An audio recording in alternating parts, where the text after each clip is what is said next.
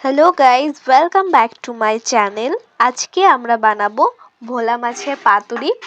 তার জন্য আমরা এখানে 3টে ভোলা মাছ নিয়ে নিয়েছি।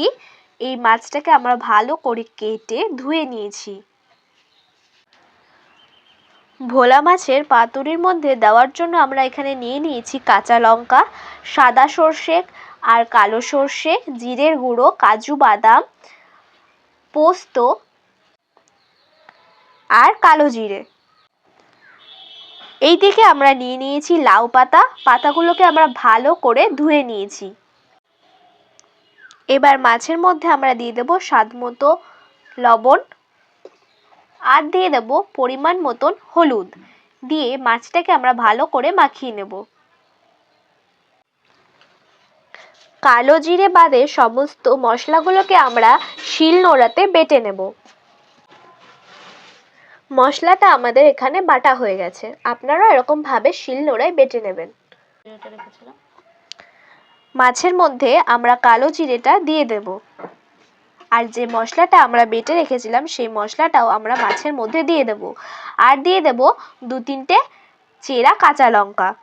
আর দিয়ে দেব সর্ষের তেল।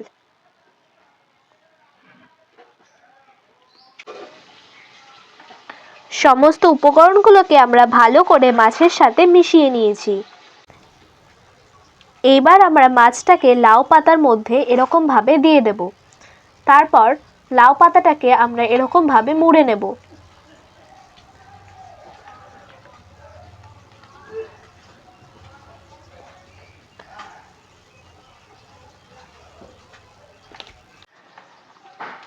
এবার এটাকে একটা সুতোর সাহায্যে আমরা এরকম ভাবে ভালো করে বেঁধে নেব। এরকম ভাবে বাদবাকি মাছগুলোকেও আমরা লাউ পাতার মধ্যে দিয়ে বেঁধে নেব।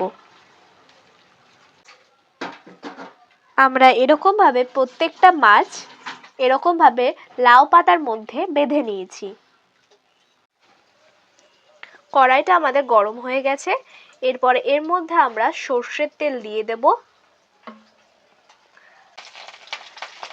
তেলটা গরম হয়ে গেছে। এরপর ওই তেলের মধ্যে ভোলা মাছের পাতুরিগুলোকে আমরা দিয়ে হালকা স্টিমে একটু ভাপিয়ে নেব।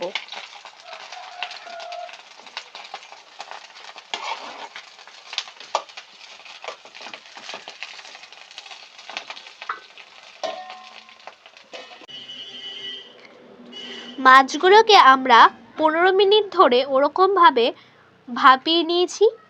ভাপানো হয়ে গেছে আমাদের মাছটা। আমরা এবার নামিয়ে নিয়েছি। আপনারাও এরকম ভাবে ভোলা মাছের পাতুরি বানাবেন আর আমাকে অবশ্যই কমেন্টে জানাবেন এটা কেমন হয়েছে। এটা কিন্তু খেতে দুর্দান্ত হয়। যারা ইউটিউব থেকে দেখছো চ্যানেলটিকে সাবস্ক্রাইব করে লাইক কমেন্ট শেয়ার করে পাশে থাকবেন। যারা ফেসবুক থেকে দেখছো তারাও চ্যানেলটিকে সাবস্ক্রাইব করে লাইক কমেন্ট শেয়ার করে পাশে থাকবেন। আর এটা অবশ্যই কিন্তু ট্রাই করবেন আর আমাকে জানাবেন এটা কেমন হয়েছে।